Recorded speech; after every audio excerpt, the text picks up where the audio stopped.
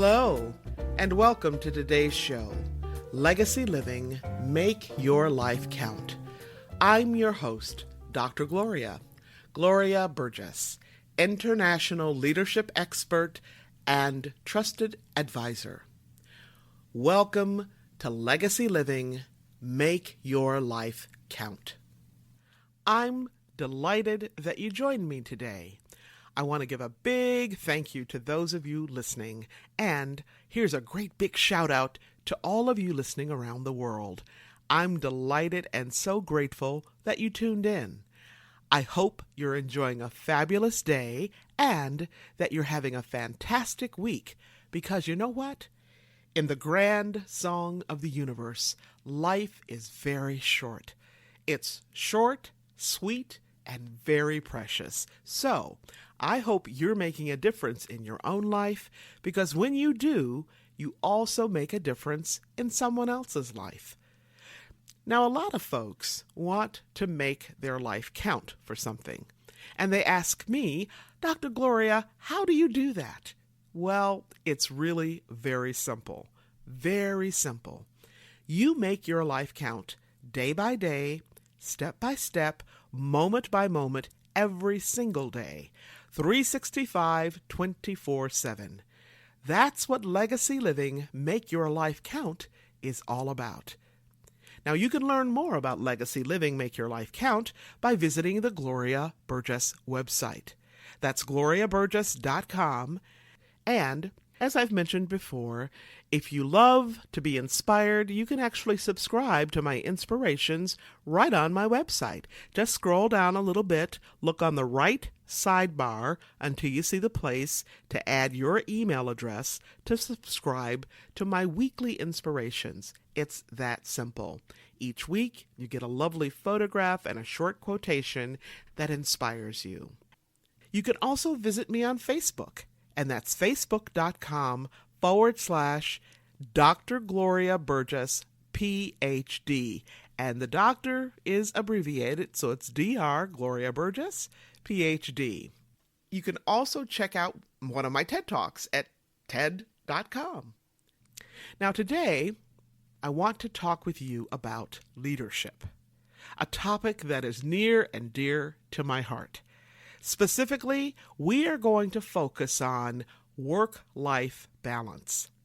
Today I have a very special guest, Danielle Harvey Stinson, and she's going to share a little bit about her work and her leadership journey and how she thinks about work-life balance.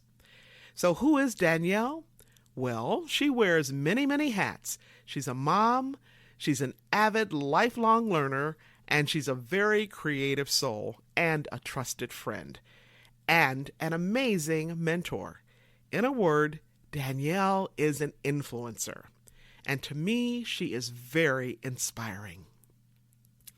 Danielle is a leader who makes a difference in her own life and in the lives of so many others throughout the world in her work at the University of Southern California. In that work, she works in alumni relations. Now, I met Danielle about 10 years ago when she was looking for a keynote speaker for USC's Women's Alumni Conference. At that time, I was seeking to expand my reach in terms of impacting more women leaders, and when I heard Danielle talk about her work at USC, she was absolutely in love with what she was doing. I mean, she was on fire, and I thought, yes, I'd love to work with this young woman who is truly passionate about her work. So, it was a perfect match. Now, I'm also a USC alum, which made it even sweeter. For all the USC folks out there like me, fight on, right? Now, as I said, USC is very lucky to have Danielle, and there she works in alumni relations, leading a diverse team of professionals. She and her staff are responsible for engaging all alumni, lifelong and worldwide, through a vast array of programs, services, and events. Worldwide, her team is responsible to and for about 500,000 people in terms of providing them with an incredible array of different programs, services, and events, including the USC's Women's Conference, the Reunion Weekend, and Alumni Leadership Conference. And knowing Danielle, it's a lot more than that. Danielle and her team are also responsible for the LGBTQ Alumni Association, industry and affinity networks, and generational groups. And she will tell us more about that during my conversation with her. As I mentioned just a few moments ago, Danielle is positively on fire, and she is committed to making an impact on the world, and in particular, making an impact to empower women leaders to transform their world. When you hear her story, you will learn why she's so passionate about making a difference, about making an impact on the world in this particular way. Now, when I met Danielle, I was struck by her enthusiasm and by her passion. But these are just a couple of her many wonderful qualities. We are truly blessed and honored to have her as one of our guests on this show. Now, Danielle has worked at USC for a little over 15 years, and her passion for teaching and lifelong learning show up in her work on a daily basis. And she has impacted so many professionals in terms of recruiting, onboarding, coaching, and mentoring. And like I said, she's actually one of my mentors as well. Danielle earned her bachelor's degree in education from USC's Rossier School of Education and an executive master's degree in leadership from USC's Price School of Public Policy. Danielle says that, among others, her mom has had an enormous impact on her life and has shaped her vision for her work. During my conversation with her, you will hear more about her story. You will also hear about some of the people and moments that have shaped and formed Danielle as a person of influence. People and moments who have shaped and formed her as a leader, all with a particular focus of serving other leaders. In many ways, in her outlook on life and in her work, Danielle pulls together the many threads of what my own life and work are all about. Now, you've heard me talk about these threads and themes on this show, the themes of gratitude, authenticity, vulnerability, generosity, strength, passion, presence, hope, and possibility. I just love it. Two women, Danielle and me, from pretty different backgrounds, very different in age and lifestyles, yet we share so many common threads. Can I just tell you something? Danielle and I had a fabulous conversation, and I'm so excited to have this amazing leader with us today. This is going to be a marvelous podcast. You don't want to miss a single word. So put on your walking shoes, grab your earbuds, or simply relax in your favorite chair. Grab yourself a cup of coffee or tea or a nice cool glass of water. You are going to want to take notes today. We're going to have a great time. Okay, now before I jump into today's episode, I want to take just a moment to welcome you. If you're just joining us, I'm your host, Dr. Gloria, and this is Legacy Living, Make Your Life Count. I'd also like to extend a special welcome to those of you who are joining my show, or if you're joining Talk Network Radio for the very first time. Let me tell you, you are in for a real treat.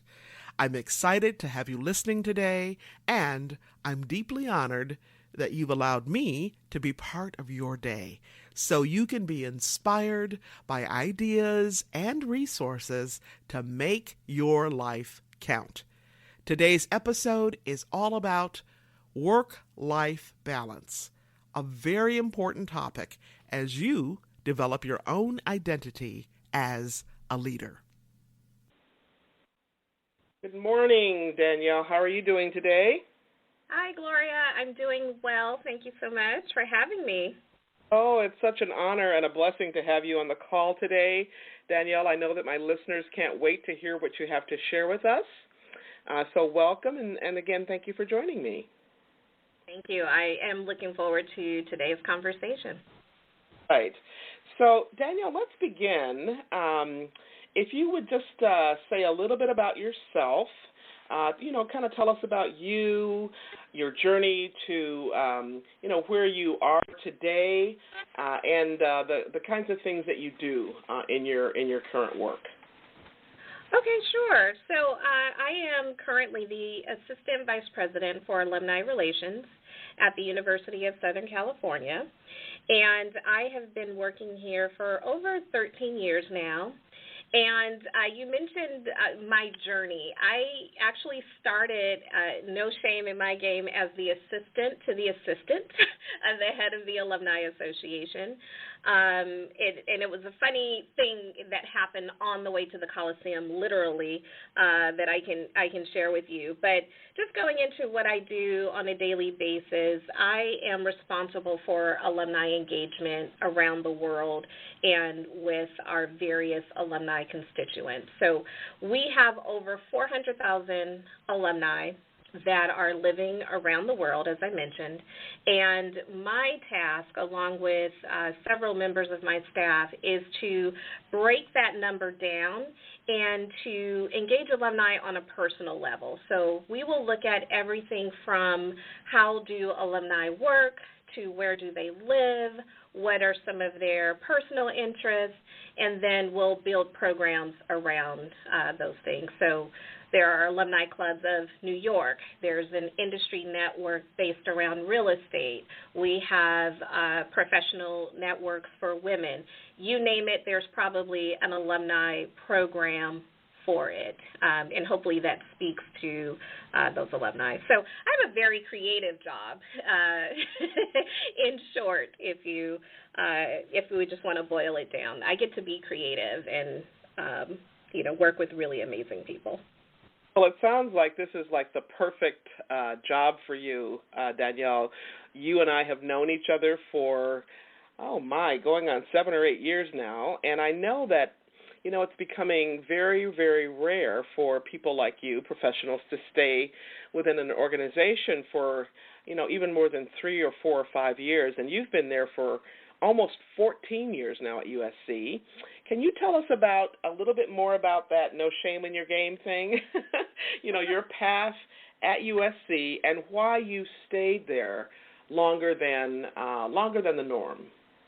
Absolutely. So I'll start with your last question first. So I've stayed at USC probably more than anything because no 2 days have been the same.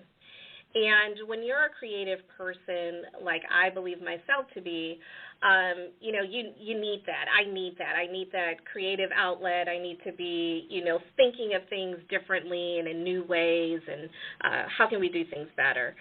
But to start at the beginning, as I was moving through my professional track here, I'm very inquisitive, I think is the best way to say it. I'm inquisitive by nature. So when I was the assistant to the assistant, that means I got loaned out to the entire staff. It was, hey, you, go make these copies, or hey, you, we need you to answer the phone, or, greet guests at the front desk. And I recognize my position in the organization. I was here to be a support and assist any and everyone who needed it.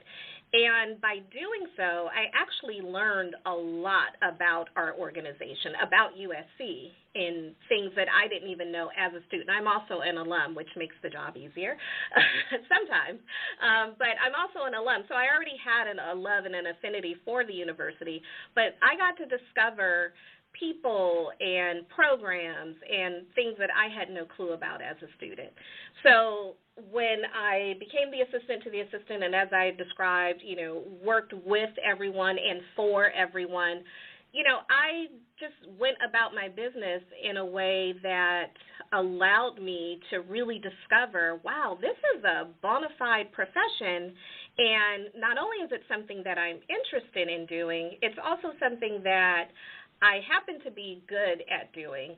And I would say that I probably would conclude that based on all of my other previous jobs, so I've worked at a museum, I was a docent, I've worked for a law firm, I was a file clerk, I've worked at a major hotel and was the night manager responsible for all of the, night processes as well as all of the guest services. So all of those things, oddly combined, allowed me to wear a lot of different hats and pivot when I need to pivot. So sometimes I get to manage the front desk, and other times I'm simply standing there making copies and folding and stuffing envelopes. So, being able to go from one task to the other has allowed me to be successful in those early years. To add to that, quickly, I don't want to speak too long on this one question, but like most young professionals, I was a decade and a half younger than I am now when I first started, but I did look for other opportunities. I was like, okay, I think I've done everything I came here to do. I've learned everything I can learn. I want to go and look for other opportunities. And strangely enough, those opportunities ended up being here. So I don't know if it's because I put it out into the universe or if, I continue to just make myself indispensable.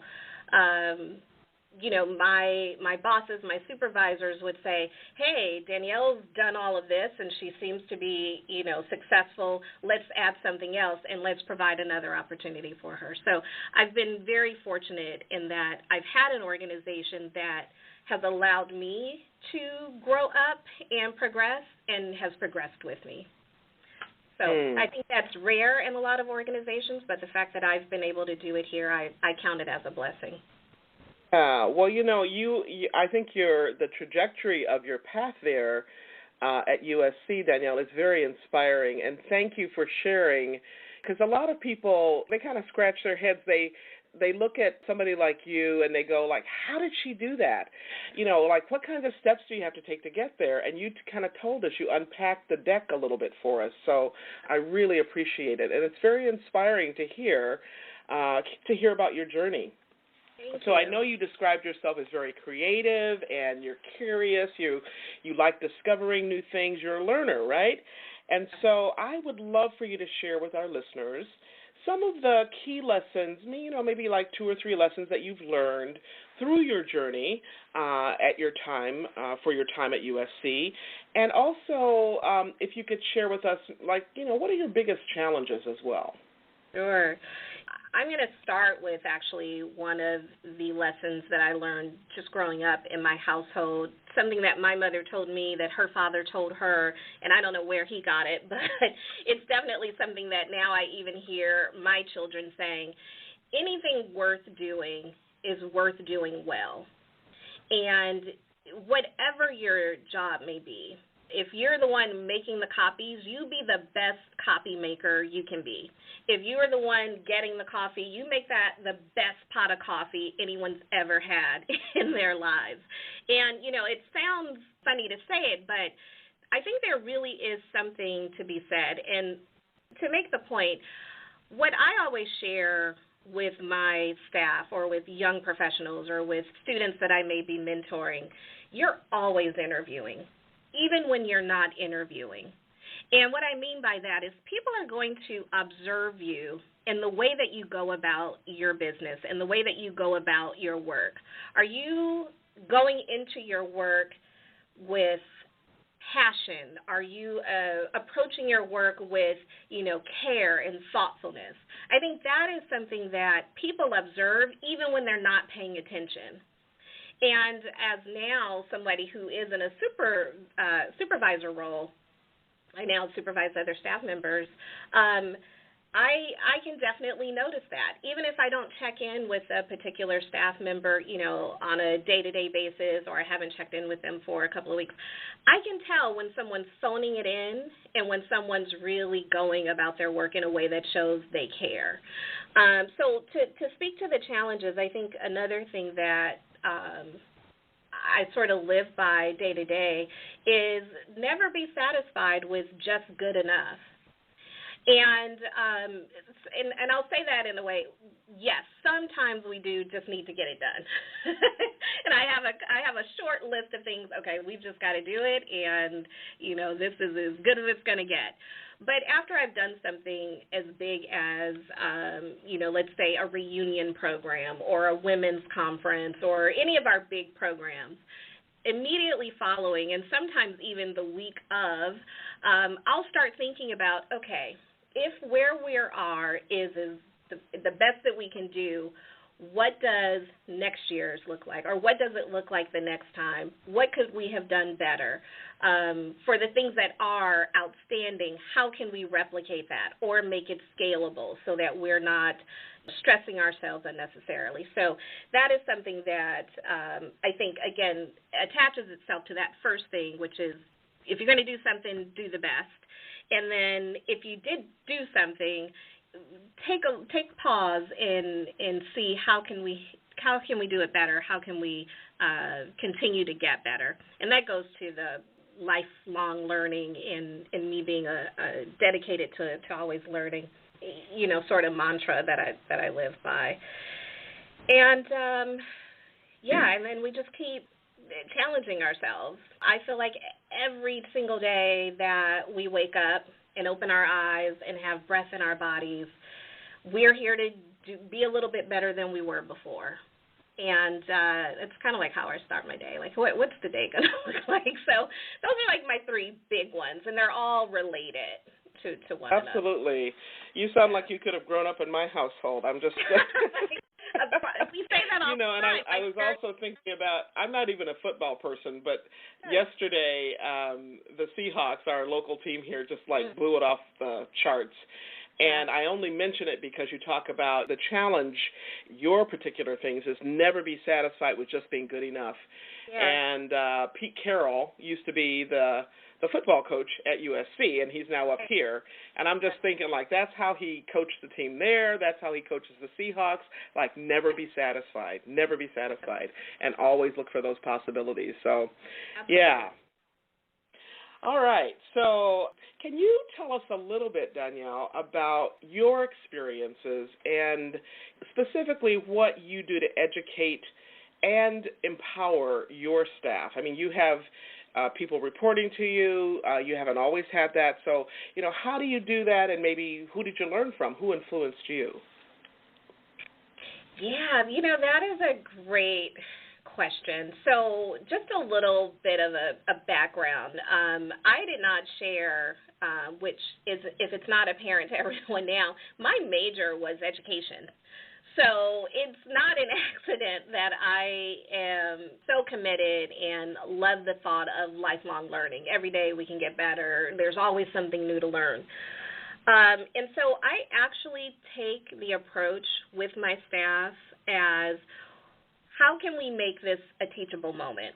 Or what are we learning about ourselves, about our programs? What are we learning about the work that we're doing? And how can we apply that, again, to be better, to do better, to grow more, to progress?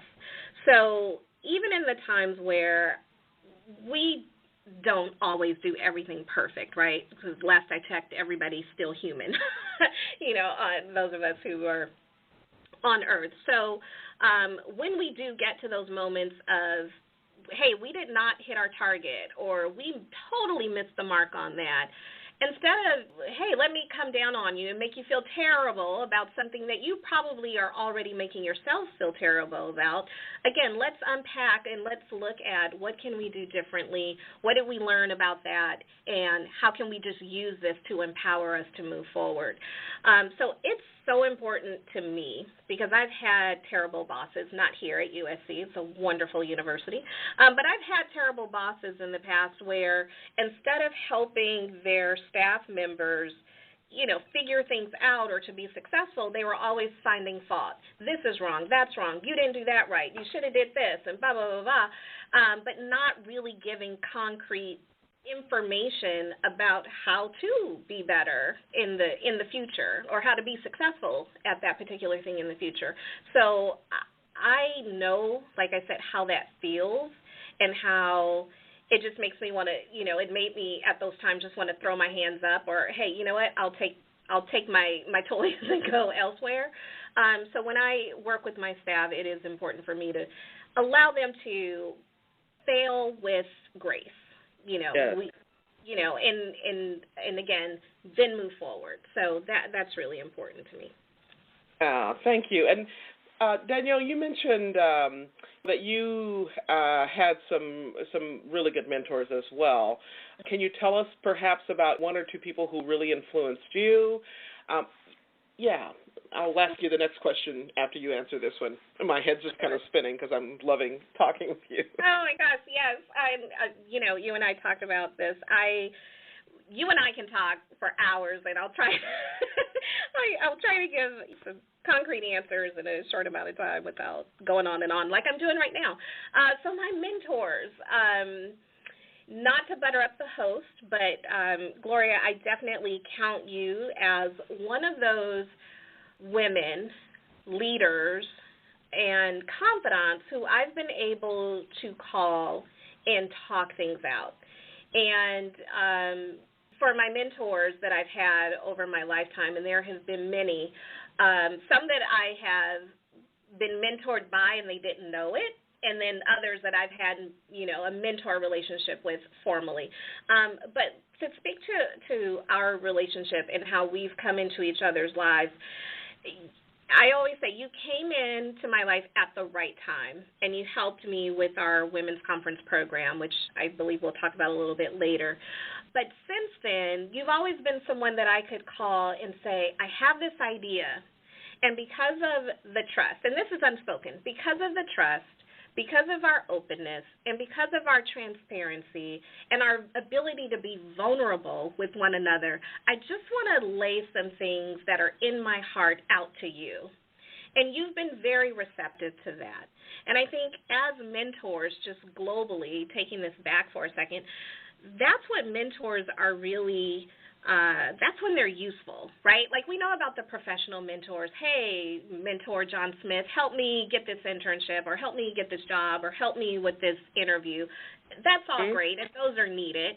But those mentors where you can just be bare and vulnerable and open and in a safe space, those are the ones that are really near and dear to my heart, which is why I always love talking to you.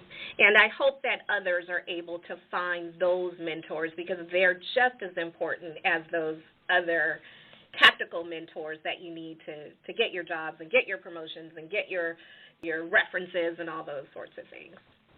Absolutely. And I really appreciate you sharing that. Danielle, so many people, and women in particular, they kind of struggle sometimes with finding mentors, and I think you've just spoken to mentors are not created to do everything for you, and so we need different mentors in different arenas of our work life, professional, and personal life. Yeah, so thank you. Yes. Yeah, I want to shift the conversation a little bit and talk a little bit about work-life balance. First of all, I know that there's been a really big push about work-life balance in the last probably 20 years or so, maybe even more than that. I remember talking about work-life balance when I was still back in high tech, and that's been, mercy, about 25 years ago. And so I was wondering, Danielle, if you could tell us what work-life balance means to you, because it means different things to different people, and then just share a little bit with us about, do you feel balanced in your own work-life situation, and how do you achieve that balance? Absolutely. So this is it's one that I always giggle. I won't say laugh at, but it makes me giggle to hear work-life balance. I actually had someone recently in an interview ask me, well, what's the work-life balance like here at your organization? And for me, it's personal to everyone. So as an organization, I can answer that question. So work-life balance, that is a matter of you, yourself, the staff member or employee, being able to say, based on what is needed to get the job done and the time that I have to do it, I will be able to do my job within this time period and then go and do my life in this time period. And I think everyone balances it differently. So again, full disclosure, I am the AVP, as I mentioned, so I have about 15 different staff members here that I'm responsible for checking in on, working with, and supporting. On top of that, I also have my own programs that I'm specifically responsible for managing and leading. So that's a full professional plate. And if I allowed myself, I would be here 18, sometimes 20 hours a day in any given week. That doesn't always happen, maybe once or twice. Outside of that, I am married. I have 3 children, and I also have 3 stepchildren who I am responsible for loving and nurturing and supporting. So my life is completely full, not to mention my extended family that relies on me, brother, sister, mother, all those wonderful people and things that are in our lives that we hold dear and feel responsible for and to. So I'm saying that to say it is really Danielle's responsibility to look at what does she get paid to do and is important for her to get done so that she is successful, her staff is successful, and USC feels they're getting what they need from me and us. And then I also need to assure myself and work with my family to give them what they also need. And that's my responsibility. I don't think that's the responsibility of my company, unless my company is saying, I don't care what you have to do, I need you here at these times, even if it conflicts with what's going on in your outside life. And it's very rare in today's age that happens. I've never been told that I can't go be somewhere for my children, for my husband, for my family. So anyway, I think I'm getting a little bit off, but I just want to say that balance, 1, is personal, and 2, it's really up to us to determine when and where things take place. Some days or weeks, the balance may tip in favor of your professional life, and on some days and weeks, things may align so that you are attending to all those things outside of your professional life. So that's just my take on it, and I'd love to hear your opinion on this as well, because you said you started hearing about it over 25 years ago. What were some of the challenges that you faced, Gloria? I know that you were also family and marriage and personal life and professional life. Yeah, well, I love your response, Danielle, so thank you for sharing it with us, that it's very personal and that you have to take responsibility. I know a lot of individuals that I've talked to over the years about work-life balance. Some people think that it's the responsibility of the organization to provide that work-life balance for them, and I'm more in your camp. I really believe that our professional lives is our responsibility, not our companies, not our organizations, and that goes for work-life balance. For me, I think I take a page out of a friend of mine. She's actually from a little tiny country in Africa called Burkina Faso, and in her culture, she says, Gloria, I don't get it. She says, every time I come to the U.S., we talk about balance, and it's always like 50-50. She said, in my country, it's balance is what's needed today. Yes. What's needed like right here, right now. And I love that because, in different seasons of our life, we have different obligations, different responsibilities. There are different calls, and I'm going to say even demands on our life, both in our personal life as well as professional. And so balance is really not something that's static. It's very dynamic. And like you're saying right now, Danielle, your responsibilities, when you said you're responsible for like 400,000 people, I'm going like, what? Yes. That's a lot of people. That's a lot of people, right? And you have 15 staff that and at some point in your life along the way, you didn't have that scope of responsibility. So your work-life balance is probably different. Your children weren't in the life stage that they're in now. So for me, it's really about what's needed right now, right here, right now, at this particular moment, and in this season of my personal and professional life. Yeah. I completely agree. Yeah, I love that. What's needed right now? I mean, I say all the time, life happens when we're busy making plans. And Amen. I'm one of those to-do list people. Yeah, so, hey, I'm going to do these 10 things today. And then life will say, nope, no, you're not. Emergency call, you got to get down to your kid's school. Or, emergency call, husband's car is on a flat, and now you've got to help him get that situated. So, yeah, it's nice that people think it's 50-50. Congratulations to anyone who is able to get to and attain and maintain that 50-50. But I think, as someone else has told me over the years, live long enough, and you'll start to see a whole nother side. So absolutely. Oh my, great conversation. Thanks again to Danielle Harvey Stinson for being my very special guest. Now, if you'd like to learn more about Danielle's work, or, as she mentioned during today's conversation, if you want to contact her directly about programming and services that she offers through USC, you can reach out to Danielle via email at this address. That's Harvey, D, Harvey, D as in Danielle, at usc.edu. Harvey D at usc.edu. Or you can reach out to her on Instagram or Twitter. And on Twitter, I'm going to spell out her handle. It's at DANIELIZ,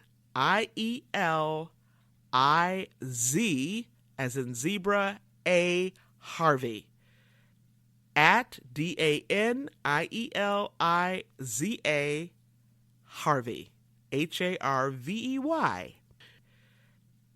If you missed any part of this week's episode about work-life balance, you can listen to it right here on Talk Network Radio. You can also catch us on iTunes or Android Alexa, SoundCloud, and so many other places.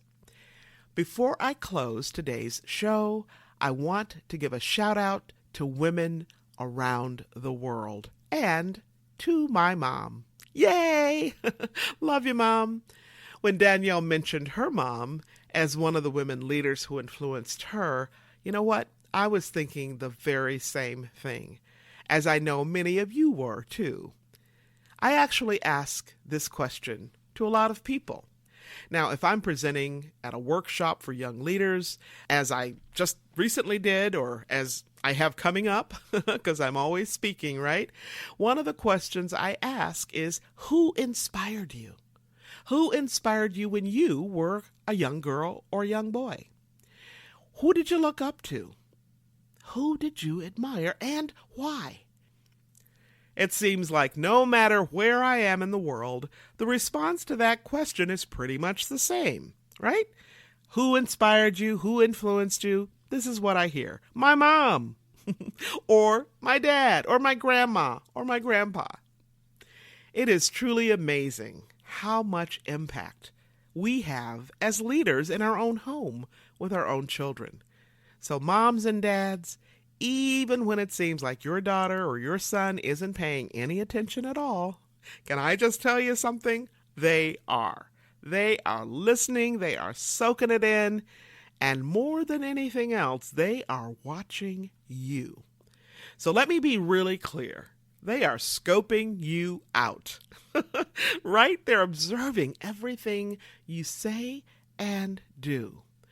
Most importantly, they are watching you to see if what you say and what you do line up. Our actions really do speak much louder than words. A good friend of mine who is a former CEO of a very large company also says, as a parent, as a leader, in any context, your walk has got to talk louder than your talk talks. I love that. Let me repeat it. She says, your walk has got to talk louder than your talk talks. Why is that? Because that's how we build the bridge called trust. That's how we strengthen our bond with those we love. That's how we deepen our relationships, one step at a time, inch by inch, mile by mile, and smile by smile, at home, at work, and in any area of our lives, every single day, 365, 24/7. So, let me ask you this. How is your walk lining up with your talk? You know what? It is never too late to get your walk and your talk lined up, to get your act together, so to speak, right? So you can take it on the road and make the difference in someone's life that only you can make. Remember this: how you live is how you lead. How you live is how you lead. Now, if you happen to miss any part of this week's episode, or if you missed last week's, you can listen on the go, right? You can check us out at www.talknetworkradio.com/hosts/legacy living. That's talknetworkradio.com/hosts/legacy living. You can also catch us on iTunes, Audible, Alexa, SoundCloud, iHeart, TuneIn, Spreaker.com, Talk Network Radio, and so many other places. You can also find me on the TEDx site and listen to one of my TED Talks. Just type in my name to find me there. Before I close today, I want to thank each of you for tuning in to today's episode, for allowing me to share a bit about my journey with what legacy living is all about. Not just living and learning, but living and learning and serving so that you make a difference in your own life and in the lives of others. It's about being on purpose every single day, 365, 24/7. Legacy living is a powerful way to make your life count. Once again, I want to thank you for joining me for today's episode. I'm your host, Dr. Gloria Burgess, and this has been Legacy Living, Make Your Life Count.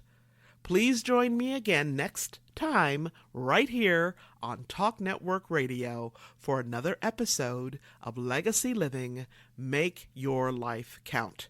We're here again very soon, right here on Talk Network Radio. Don't just count the days in your life. Make the days in your life count. That's what legacy living is all about. Have a fantastic day, and remember, make the days in your life count. God bless you.